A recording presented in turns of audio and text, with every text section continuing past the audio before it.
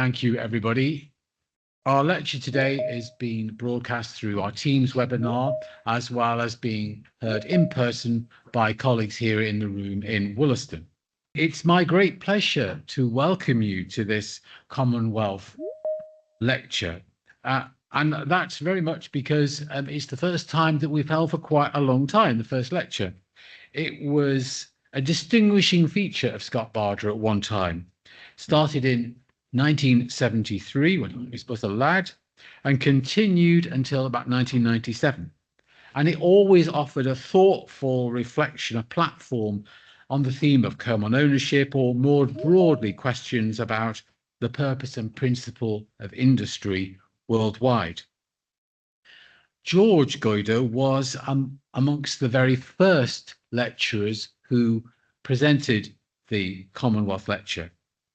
And he was a close friend of our founder, Ernest Barder, and he played an important part in the thinking around the Commonwealth.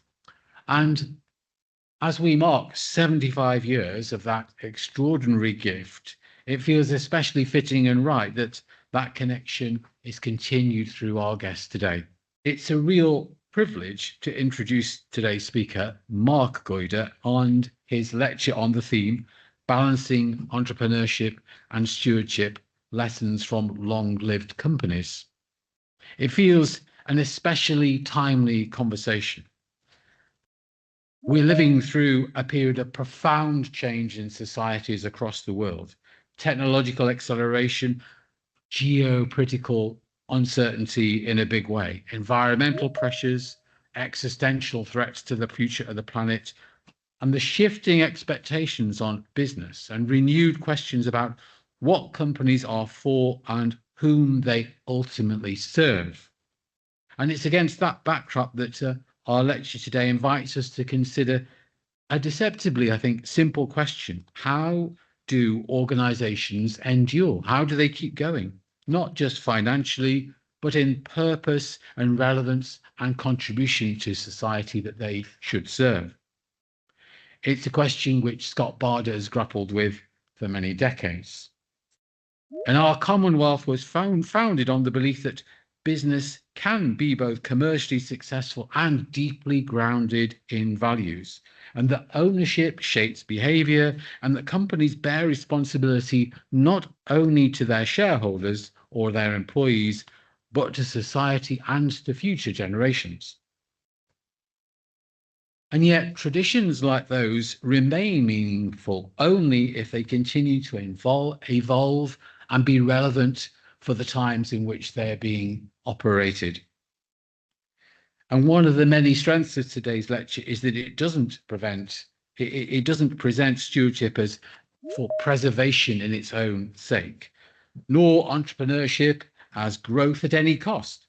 Rather, it examines that tension and perhaps even the balance between creating wealth and creating enduring value. It asks what we might learn from organizations that have stood the test of time and companies such as ours, and what we must ask of ourselves. Because the spirit of inquiry continues.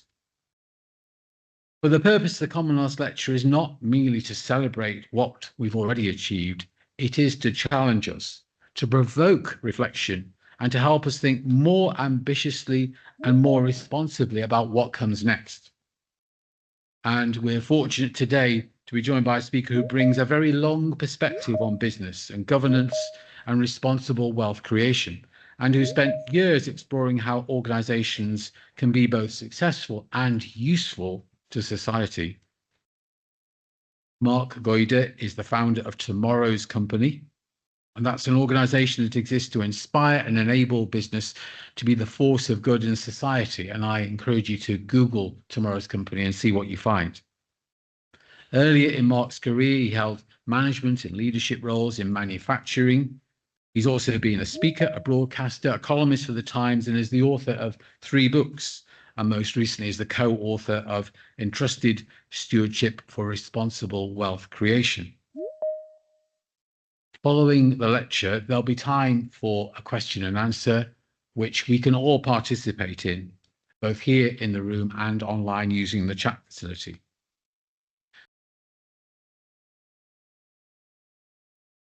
Well, good afternoon, and good afternoon to those in the room. Good afternoon to those in Zagreb, in Amiens, Quebec, possibly, Dubai, Cape Town, I'm told. It is, as has been suggested, very special for me to be here. I was in this room in 1997 when I was asked to talk. Much more significantly, I listened to my father give the Scott Barder Commonwealth Lecture in 1976. And I can even remember as a little boy that a slightly wild white-haired man turned up for tea one day and expressed a lot of strong opinions without anybody else having very much time to get a word in edgeways. That was my only meeting with Ernest. I want to start by just covering the narrative a bit. Are we there? Where's Sam? Thank you. This is the narrative I want to cover. I want to start by telling a tale of two Commonwealths. Then let's explore why ownership matters. Then to talk about some of the change that some of those speakers in the film talked about and what those imperatives may mean. Then to think about the cyclical nature of enterprise, the 7 ages of the company, and then to get on, as promised, as advertised, to lessons for a long life. And finally, to bring that back to home and to turn that into some challenges for Scott Barder and indeed stewards of enterprise everywhere. So the words here, do you recognize them?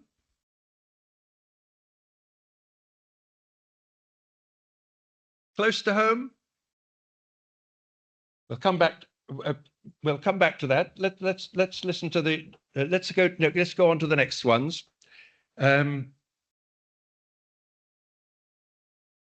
These words. Our goal is to advance humanity as a whole, unconstrained by a need to generate financial return. Since our research is free from financial obligations, we can better focus on a human impact. AI should be an extension of individual human wills, and in the spirit of liberty, as broadly and evenly distributed as possible. Any takers, any suggestions as to who that might be or what organization that might be? Well, yes and no, because the company involved, Elon Musk was an original investor in, and then he ended up suing it. And there's been the celebrated court case recently. So yes, indeed, we are talking about open AI. And that's the point I wanted to share with you. It's the point that the authors of the open AI statement share with Scott Barder an attempt to put human purposes first. Scott Barder's unique, and yet it's also part of a long tradition, a continuing tradition of experiments to balance the human and financial priorities of a business. As many of you know, the Scott Barder Commonwealth was born in the Cold War period, after the Second World War. There was a clash between capitalism and communism. Ernest Barder had a vision. He wanted his company to represent a new industrial social order, to be a place where human beings found dignity and fulfillment and were granted power in decision-making and the ability to hold their leaders to account. OpenAI's experiment lasted less than a decade. For all the twists and turns and tensions, the Scott Barder Commonwealth has survived more than 7 decades. It's interesting to look at the differences. Scott Barder established a business first, long before the attempt to create this unusual ownership and governance structure. OpenAI set up stewardship arrangements first and in a somewhat theoretical way, but I would argue they hadn't properly thought through how the financial demands of their new company, competing in a technological arms race, could be reconciled with the high ideals. And nor, I suspect, did the founders and leaders of OpenAI do enough to breathe life into the culture that needed to go alongside the noble intentions of the governance and the ownership. OpenAI's founders are different also, in they seem to focus very much on being responsible stewards of the technology, whereas the words in the Scott Barder statement are much more about employees and the company as a community. And before we leave the tale of the two Commonwealths, I want to introduce a postscript, because there were other people who left OpenAI, perhaps disillusioned with the abandonment of noble intentions, and they formed Anthropic. And Anthropic chose a different route to reconcile the two. Anthropic chose to be what under Delaware USA law is called a public benefit corporation. And that protects the company from being sued by shareholders for failing to maximize profit. But it doesn't involve a charitable ownership. It does have the formal Wall Street shareholders involved. It will be interesting to see how that experiment works out. So, all of that is to say that clearly this choice of ownership really matters.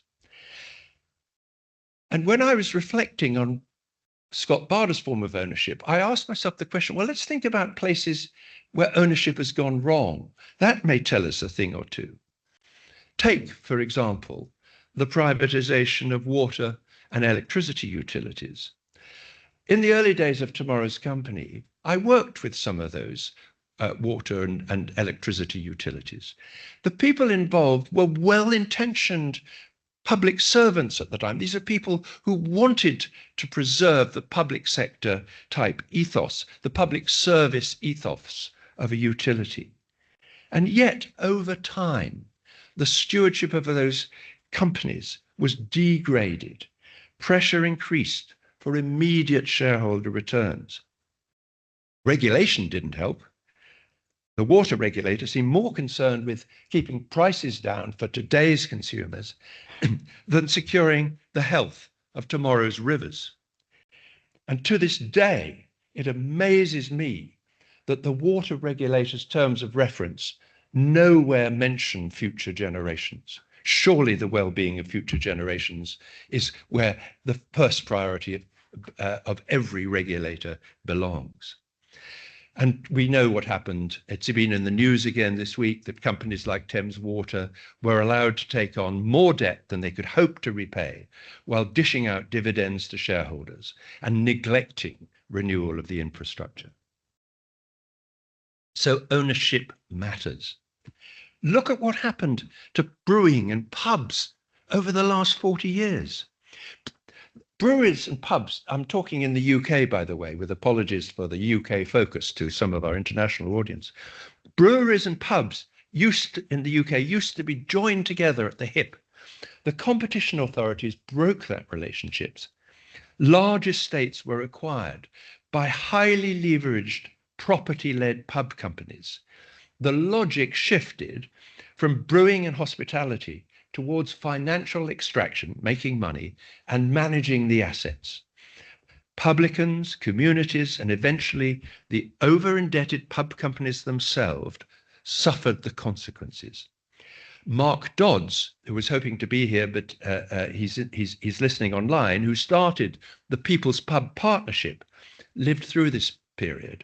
And here are his reflections, and I quote, "Ownership structures affect whether communities retain places where people meet, organize, celebrate, mourn, exchange ideas, and build relationships together.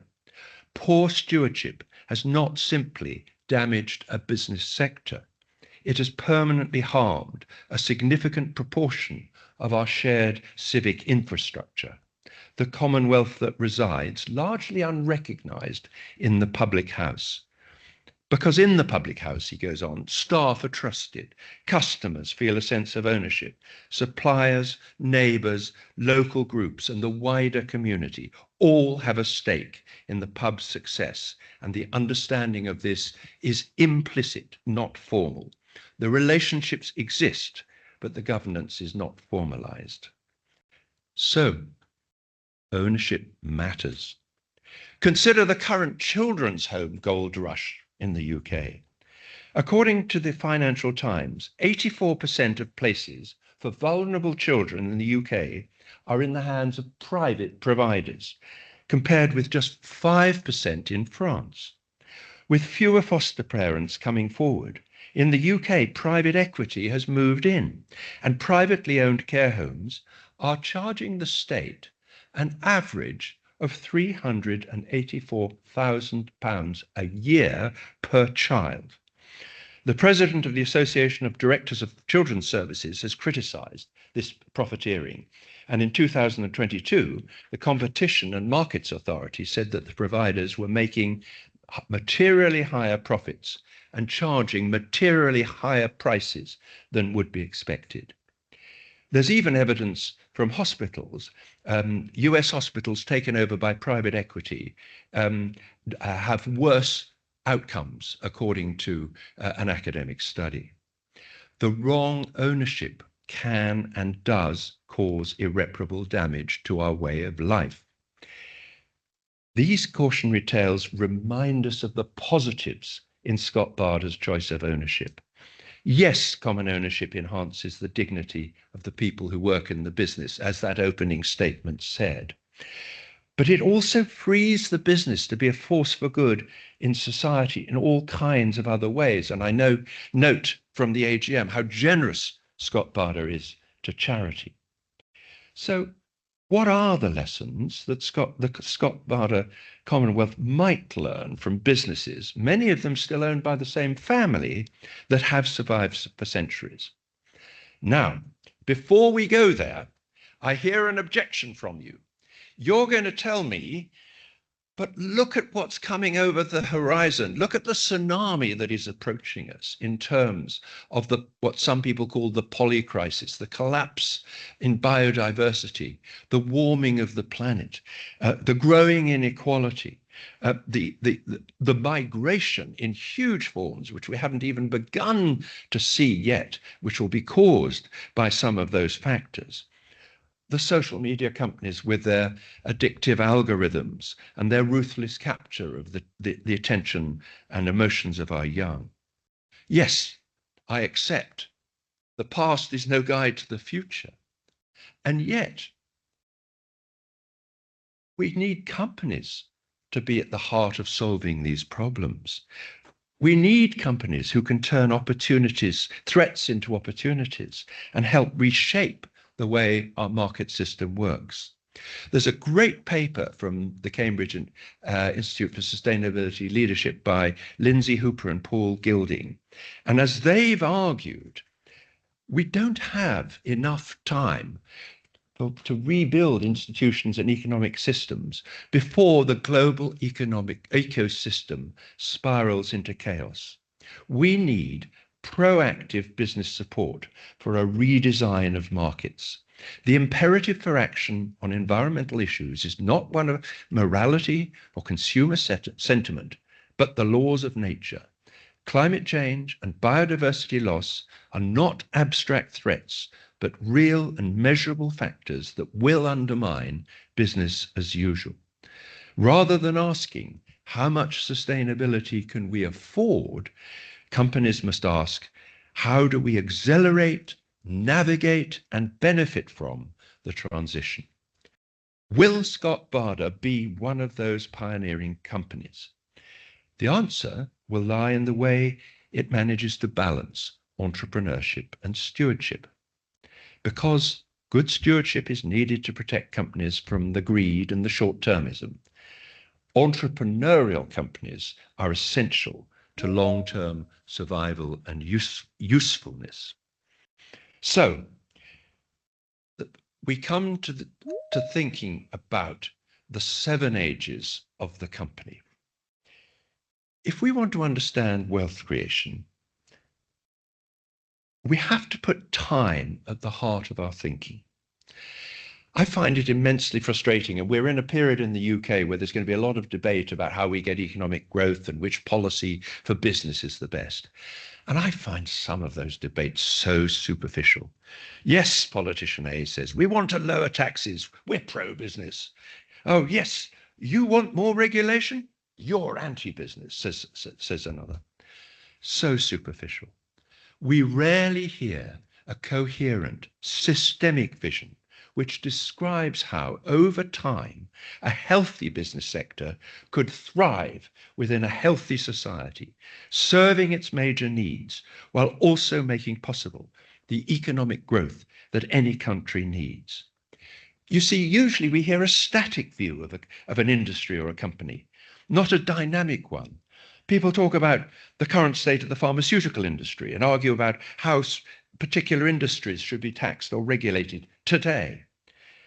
But wealth creation, as you know, is a dynamic process, and it grows out of the soil of a society, out of its education system, its culture, its financial institutions, its natural assets, its science, its research and development, its creativity and imagination.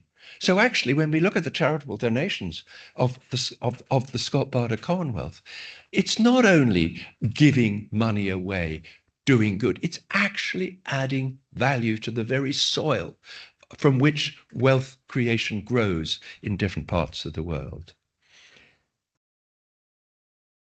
See, Shakespeare expressed it in terms of people in the words that you find in his play As You Like It. All the world's a stage, and all the men and women merely players. They have their exits and their entrances, and one man in his time plays many parts, his acts being 7 ages. The age-old tale of wealth creation, this is me now, by the way, not Shakespeare, as you've probably noticed. The age-old tale of wealth creation is the story of corporate life cycles: birth, infancy, childhood, adolescence, maturity, aging, decay, death. Unless we'll come back to the unless in a moment. Soon enough, to begin at the beginning, the entrepreneur, people with drive and vision, see something they know they can achieve, and the winners among them defy extraordinary odds to start and grow and sustain businesses through adversity. Ernest Barter was one such. The business that started in 1920 was the fruit of his determination and obstinacy, as well as his creativity. By all accounts, Ernest could be a difficult man to live or work with. Many great entrepreneurs have been impossible human beings. I think you mentioned one earlier. Soon enough, the story of entrepreneurship is then mixed with the story of finance. Where does the founder get the money from?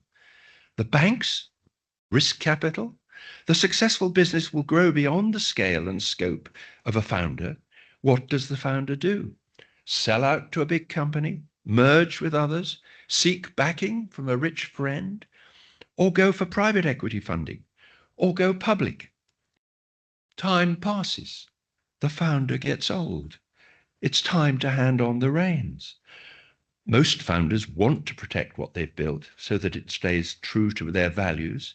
There are founders who pass ownership to the next generation of their family, some successfully, some not so.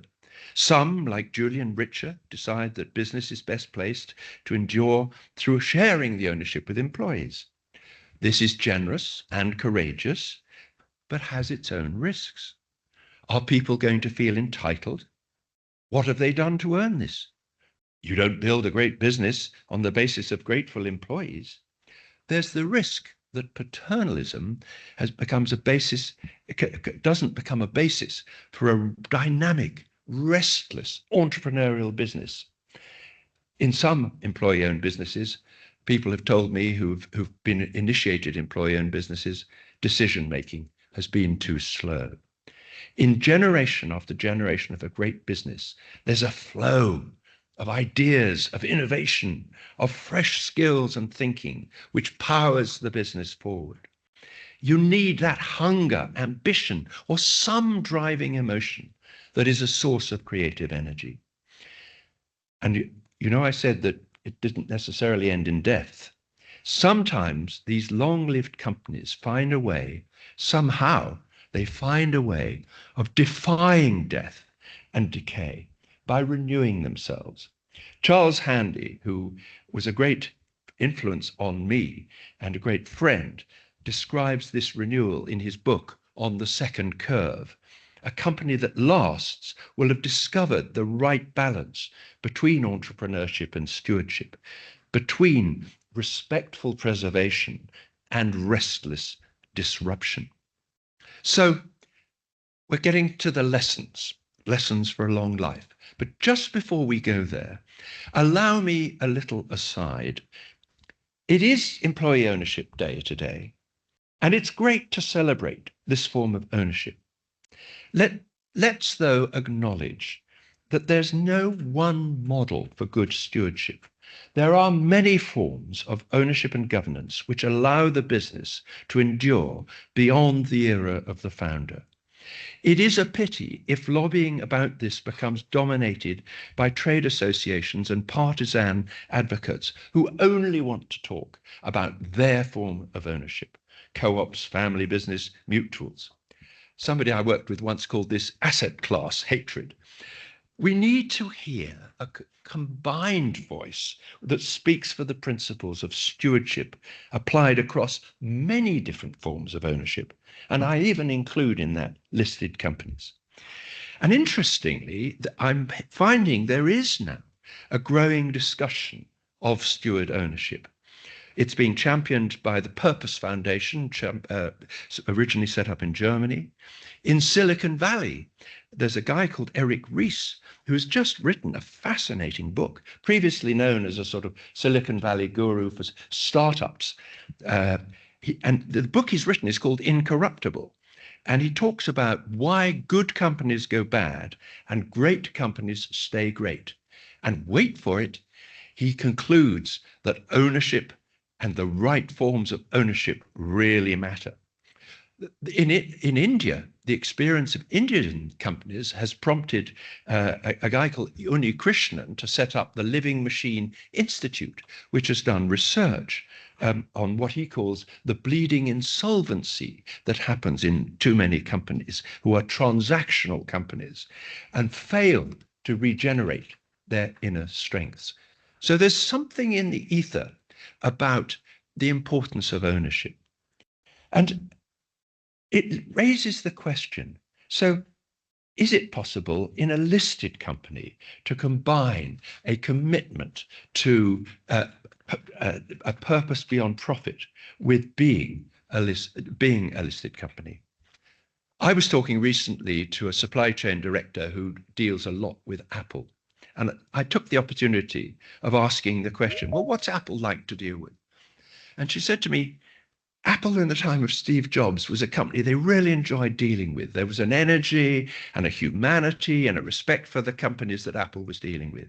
And recently, they said, this has changed. Apple has become just another listed company engaged in a ruthless race for results. There are good companies which are good stewards who are listed companies, but they seem to have one thing in common, an anchor shareholder. I don't know how many of you have heard of a company called Renishaw, which I keep being told about. It's a global provider of manufacturing technologies founded by a British entrepreneur. It's significant that the founders between them until recently owned over 50% of that company. In India, Tata has combined, and did I mention Mumbai when I spoke about all the places we may be being listened to? I haven't forgotten India. In India, in fact, one of my 3 books was all based on Indian companies. Tata has combined stewardship and entrepreneurship, ensuring that a combination of family trusts are in control of the whole group. But different Tata businesses are exposed to the stock market. There are listed companies where the family still owns enough shares to be an anchor shareholder, strong enough to resist opportunistic takeovers, but exposed enough to face the stock market pressure on results and renewal. In Entrusted, which was mentioned by Martin, the book that I wrote with Singaporean co-author Ong Boon Hui, we talked about a Filipino company called the Ayala Corporation, a family business founded in 1834, now in its 8th generation, and it's had a stock market listing since 1976. From the outset, its founder, Antonio de Ayala, emphasized stewardship, and there was a 2014 award which talked about its stewardship qualities, its values across generations, its contribution to the nation's development, and its well-planned succession policies. And last year it posted record results. Then there's Novo Nordisk. Many of you will know, a company responsible for the weight loss pill. It's a listed company, but it has a majority shareholder, Novo Holdings, which holds approximately 28% of its shares and 77% of its voting shares. And a few years ago, there was an attempt at a takeover of Novo Nordisk, and Novo Nordisk is only today an independent company because of its ownership structure. The management wanted to sell the company in the early 2000s, but the foundation board prevented them from doing so. So, ownership matters. Yet there are different forms of ownership that may work for different companies. To have a sensible policy around wealth creation, a government will have a long-term agenda that promotes steward ownership throughout each of the 7 ages of the enterprise. Over time, we need government and financial institutions and regulators together to improve subtly the conditions in which companies can combine entrepreneurship and stewardship. Now, Martin White is somewhere here today. Martin is from the UK Shareholders Association, and he's been collecting ideas about how a better long wealth creation agenda might solve problems. Among other things, he suggests that we should only pay executive directors in cash and require them to spend an agreed portion of this cash on shares held for the long term. And even after they've left the company, they still must hold those shares. And equally, has suggested that where the bonuses paid to executive directors exceed, say, 25% of salary, where you have high bonuses, all employees are automatically eligible for a bonus that's proportional for that, so that you have rewarding for results that create the long term, and you have rewarding in a sense of fairness that everybody contributes to the success of a business. We need ownership mechanisms which enable a founder to protect a company from the pirates, from would-be bidders who were more interested in getting rich today than in promoting the success of the company in the long term. And that must be thought about by government. It must be thought about by government if it wants to help companies like Scott Barder to protect their uniqueness. Following the Novo Nordisk example would be a good start. Such common sense proposals will, of course, depend upon us achieving a kind of long-term consensus which survives the endless party political shifts. Wealth creation needs some consistency and stability. It doesn't mean you don't change governments, but for goodness sake, can we not have enough public consensus that radiates through to the political parties that says we need a framework, a stable framework within which investment can be made, in which decisions can be made for the longer term. And I'm very pleased to say that there's something now called the National Strategy Project, which is starting dialogues around the country to try and achieve the foundations for such an approach across all areas, not only wealth creation. And I commend them. So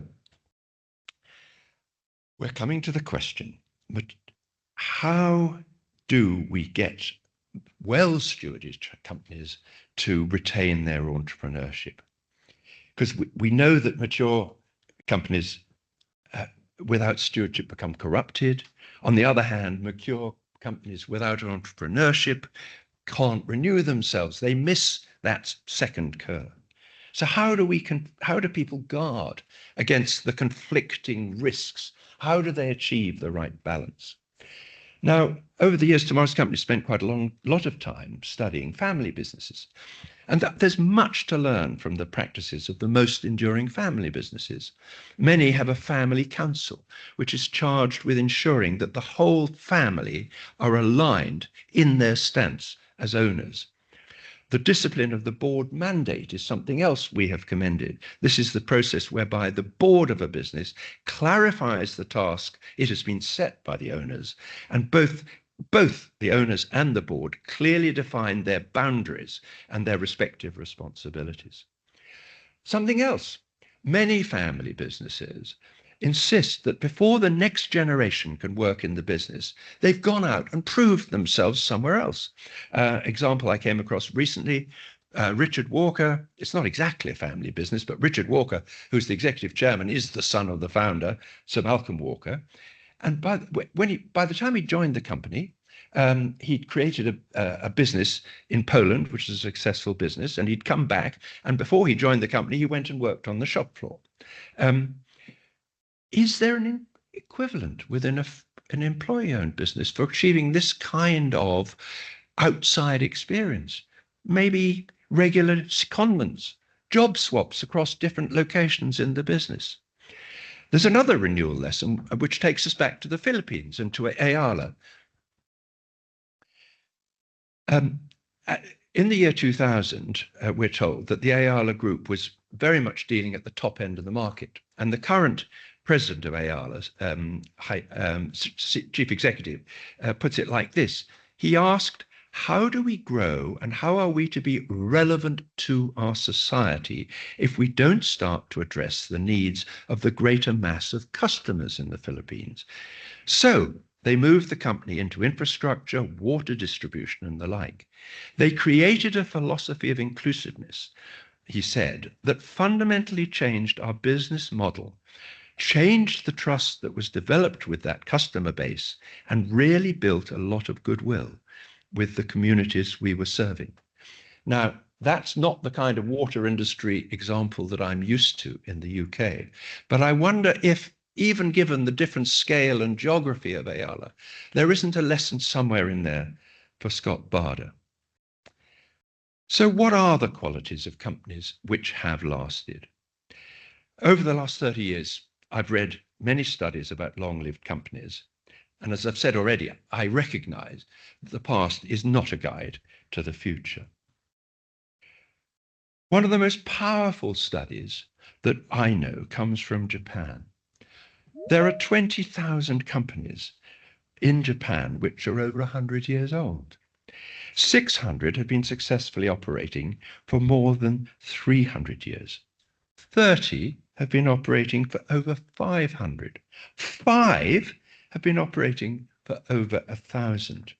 And in a fascinating book, Professor Haruo Funabashi described the history of 32 companies which have lived between 200 and 1,400 years. And from this, he distilled the 8 principles, which I'll go through, but which are shown on the screen as well. Leadership driven by clear values, long-term viewpoint and strategic approach, far-sightedness, and a vision of the long term that secures the future. Also, the capacity to comprehend and include something beyond the bottom line. The importance of human and people and human merit systems, commitment to education, skill building, and holistic development of employees. Acknowledge individual identity. Customer comes first. I heard that in the film earlier. Socially minded and building the nation. Many long-lived companies in Japan think of themselves as social entities. The company exists because of society, so the company is designed to deliver benefits to society. Continuous innovation and improvement, adaptation and innovation of ideas. Anticipate change. Frugality and efficient use of natural resources. Embody and generate culture that perpetuates the legacy. Practices, procedures, protocol, and ritual are one side of the coin. That's ritual, I believe, is something that is going to be repeated at the end of the afternoon here in the celebration of our anniversary. It's interesting that the Purpose Foundation, to whom I've been speaking about this, added one further feature that they've noted in long-lived Japanese companies not covered by this list. This really fascinated me. Where necessary, Japanese family businesses will go outside the family and, inverted commas, adopt the most capable managers as family members. So yes, you are a real member of the family. We've just made you one. And so that they will even sometimes pass on the businesses to those, because merit matters, talent matters. Family doesn't always provide the necessary talent. And in a famous US study called Built to Last, Jim Collins and Jerry Porras called it preserving the core and stimulating progress. So, some questions for Scott Barder and for stewards everywhere. And tomorrow's company, we tried to distill a lot of the learning about long-lived companies into 4 stewardship principles. And here they are. Setting the course, that's about clarity. Driving performance speaks for itself. Sensing and shaping the landscape, that's to do with your radar being alert, adapting to change, and planting for the future. That's about valuing the future as well as the present. You may not see the fully mature tree that you have planted, but you plant it anyway. I can't help mentioning that I would have wanted my wife to be here today. The only reason she's not here today is that she has got on site on the land that she inherited from her mother, a mobile sawmill, which is turning the poplar tree trunks, which her father planted about 70 years ago, into planks, which she intends we're going to use when they've settled on a building project that we're going to have. So I think planting for the future is something that is in our family business. But in the time available, I just wanted to combine the first 2, setting the course and driving performance, in my first challenges to Scott Barder. Because the key words here, clarity about purpose and values and roles, relationships, accountability, how the different parties are needed to make stewardship more effective to work together. On the other hand, so that's the clarity one, setting the course. But the other one is driving performance. That's about, again, words that were used in the film: survival, resilience, continually improving products and services, better relationships, a confident restlessness, uncomfortable conversations that challenge the status quo and the current business model, insisting on evidence. Now, taking these 2 principles together, I suggest that the Commonwealth's unique constitution does pose a challenge here. A company needs clarity about its purpose. The governing body may have charitable status, and it may want its employees to have a stake in its success, but it is still a business which needs to focus on the basics of making a profit. Otherwise, it will go bust. I've already mentioned that employee ownership can carry with it the legacy of paternalism. Here's my challenge. As I study the words of Ernest Barder and Goderic Barder, I'm impressed by the emphasis on democracy and accountability to the workforce. But isn't there something missing? My father, George Goyder, who advised Ernest Barder, often used to remind people that the words own and the words "O" have the same origin. For any democracy to work, accountability has to be two-way. Citizens have rights in a democracy, but they also have responsibilities. So my question becomes this: in return for their extra rights, what are the extra responsibilities of a member of the Scott-Barter Commonwealth? How are new joiners introduced to these responsibilities? How do colleagues hold each other accountable if these are not lived up to? How can the Commonwealth's relationship with its members balance the entrepreneurship with the stewardship, so that everyone recognizes and accepts that they too need to be vigilant, agile, and constantly contributing to business improvement? How, in other words, are we going to ensure that the Scott-Barter Commonwealth is not just a common ownership company, but a common ownership company?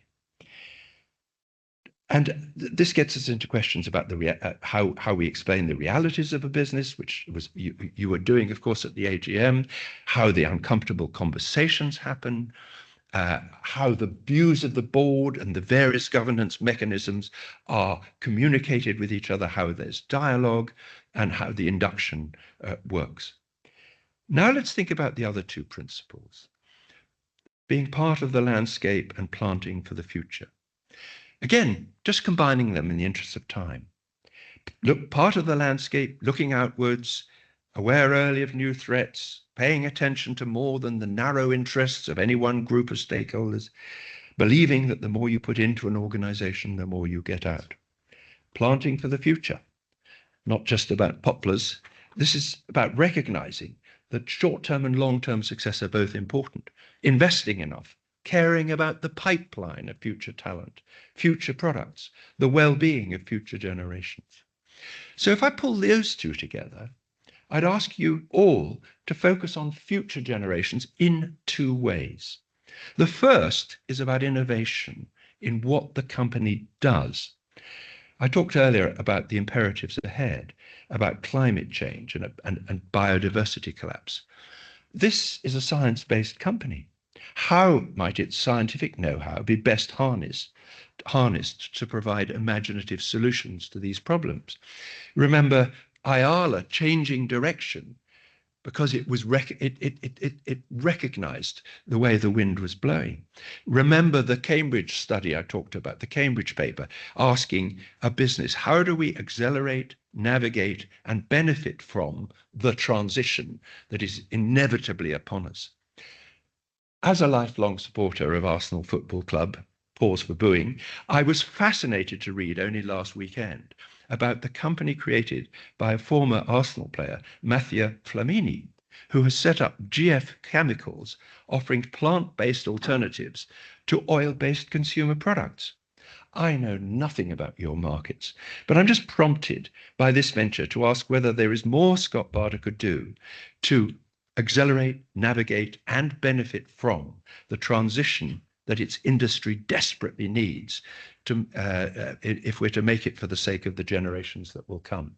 So it's the business as a solution to the crises that we are facing. And here's my second piece of focus for the future generations. A few weeks ago, the Tomorrow's Enterprise Foundation, which is a new charity that's just been created by Tomorrow's company, and Peter Ward, its chairman, is in the room here, had a group of some of the most difficult and school-averse young 15-year-olds spending 2 days with a young software company. Their challenge was to come up with an app. Within just 2 days, those youngsters walked out of those premises proudly able to say to their teachers, their parents, their peer group, we have as a group designed a new app. They were engaged. They felt possibly for the first time in a long time a pride of achievement. They felt what it was like to be in a creative workplace. They felt what it was like to be supported, encouraged, and valued. Now, Just imagine if Scott Barder were to make its contribution, and I don't know, maybe you are already to doing the same here in the UK or in other locations, introducing young people to real work challenges, identifying talent, because this is what we're finding. We're finding the businesses we engage in this process are finding a pipeline of talent quite often, not so much the talent that's going to go on to university, but the talent that doesn't show itself in exam results, but shows itself when faced with a practical challenge. So just imagine if you were to offer those opportunities. Let's go a bit further. We're getting to the end now, so I can be a bit more dangerous. Just imagine if Scott Barder to extend each of its boards so that they each contained one young woman and one young man under the age of 30, whose brief was to shake up established attitudes and to challenge colleagues to think differently about the polycrisis to come, about profitable solutions to the problems posed by climate change and biodiversity collapse. Or just imagine if the company created an Ernest Barder Fellowship, seeking out a talented recent university graduate, or maybe a Cambridge Institute of Sustainability Leadership graduate in chemistry or climate or environmental science, to work within the company as a kind of corporate catalyst, a troublemaker, disruptor of the status quo in the interests of innovation. Imagine if Scott Barder became famous for welcoming rebels and misfits, attracting entrepreneurial youngsters with outrageous hair to Wollaston and other locations, infecting the business with an awareness of different cultures and attitudes, perhaps especially welcoming those with neurodivergent outlooks. Maybe we'd have even more uncomfortable conversations. Could Scott Barder be a leader in harnessing the potential of today's promising but unrecognized young minds, the ones who don't get through the exam system and the AI screening of CVs, the ones who are too often denied the opportunity to demonstrate their abilities? So, as I think about Scott Barder and its place in the landscape, I do so with huge respect for what Scott Barder represents and has achieved. A company with unique tradition and values, sorely needed values in this volatile, financialized world. The original vision of Ernest Barder, as we're reminded by some of those words out there, went very wide indeed, making the company an instrument for reaching the goal of promoting love and justice. He was a radical, an innovator. I would challenge the Commonwealth Board and everyone involved in Scott Barder to ask, what is the equivalent today of that wider vision? Can we find a way to make wealth creation a better servant of society? With Scott Barder's extraordinary experiment in ownership, isn't it well placed to be a leader? And can the choices that the Scott Barder Commonwealth makes contribute to a long life for the company? In its governance, how might Scott Barder engage people who represent future generations? How might it engage its customers and other stakeholders, including but beyond its employees? How might it combine with other like-minded companies to act as a force for good? What is the future contribution of Scott Barder? I've given you my thoughts. I'd love to hear yours. Thank you very much. Very good. Mark, thank you. That's a fascinating insight and some challenging questions you've raised for us to think about. Can I start, before we get some more questions coming in and that we can see them coming in front of us, can I start by asking you to tell us a little about your early life? I know that your father knew Ernest Barder, you mentioned that, but where did you grow up? And who were your mum and dad? What was life like?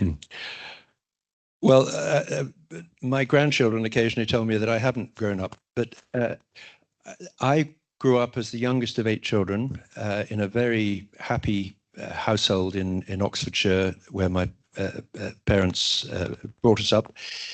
Being the youngest of 8 children, it's interesting. You're to a considerable extent brought up by your brothers and sisters rather than necessarily your parents, who are much too busy handling the latest crisis. But I had the fascinating experience of I was by the time my father had written his was writing his third book, I was an undergraduate, and he was showing me texts and we were debating it all. So I had a kind of schooling in business stewardship and responsible business that nobody else could have had. That's one thing. And then, but apart from that, early life was a very privileged education, then hating the racism that I experienced at the boarding school I went to and wanting to find out what the rest of the world thought, because I didn't think this was the real world. And I also had a formative experience working as a community service volunteer, which was transformational because it taught me that if you give youngsters the chance to prove themselves, they're ready for it long before they are physically adults, and we as a society owe it to them. And that's something that, you know, in the next few years, I really want to influence. Right, thank you. We've got a question in front of us. I think we'll go straight to that.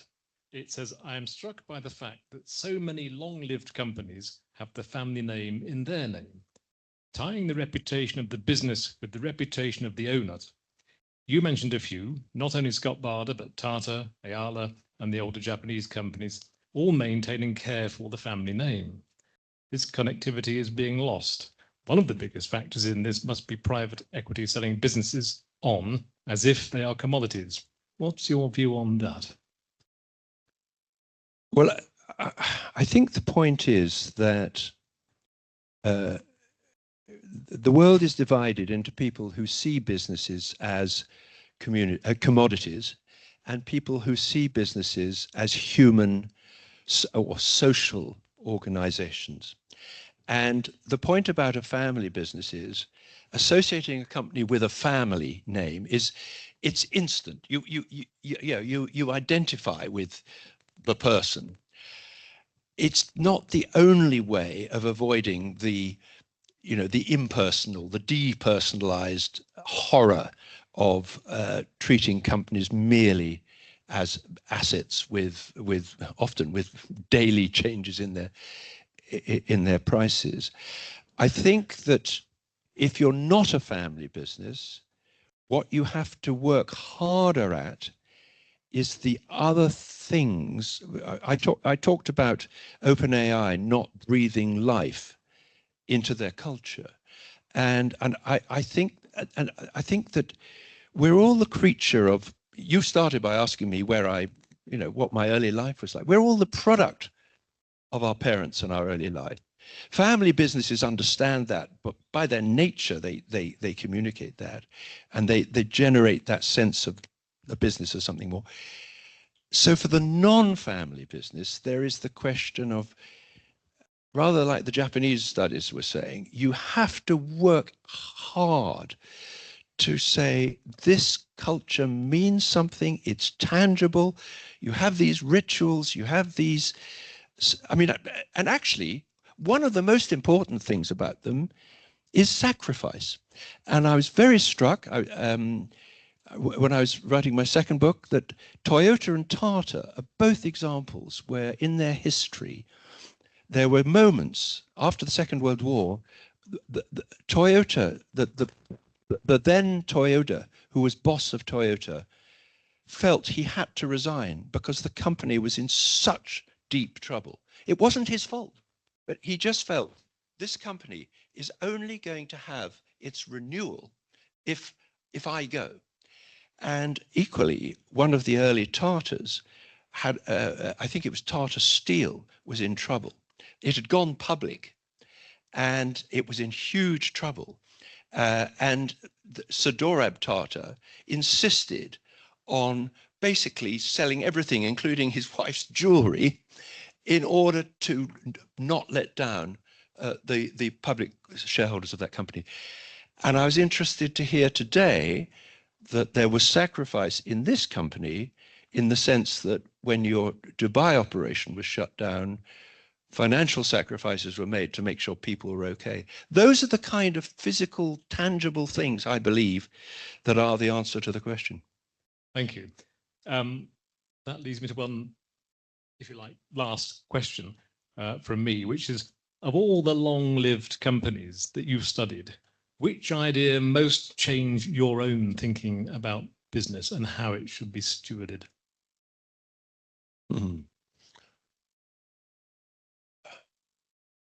I'm going to answer with a company that isn't as long-lived as Scott Barder, because it has influenced me and it is still influencing me, and that's a UK company called Unipart.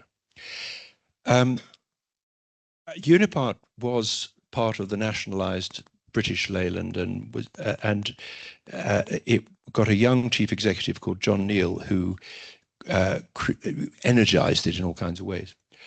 But he understood that if Unipart was to succeed, it wasn't about cost reduction. It was about learning from the Japanese, incidentally. He went to Honda and Toyota and said, give me your business and teach me how to do business. And they introduced lean and all of those things. But they then went on, they created the Unipart way, and they used the Unipart way to underpin and constantly reinforce the idea of that every person in that business is a contributor through the learning that they've had to the success of the business. And I, for the last 27 years, have been a judge on their internal customer service awards. And I see when the JLR crisis happened with cybersecurity, the extraordinary lengths that the praise from JLR for the Unipart guys who went the extra mile and were ingenious in all kinds of ways for dealing with that. So I get a lesson every month from Unipart, and I think that's the lesson that is sticking with me. Thank you. Are there any questions in the room before we get on to a cup of tea? I'll take that as folk are keen for a cup of tea. So, Mark, thank you enormously for the lecture and for this conversation. I know it's been a huge, I think an inspiration is a word I want to use. I'm new to the company, as you know, but it's been inspiring and very, very helpful. Thank you. We now need to, oh yes, I beg your pardon, some applause. Thank you.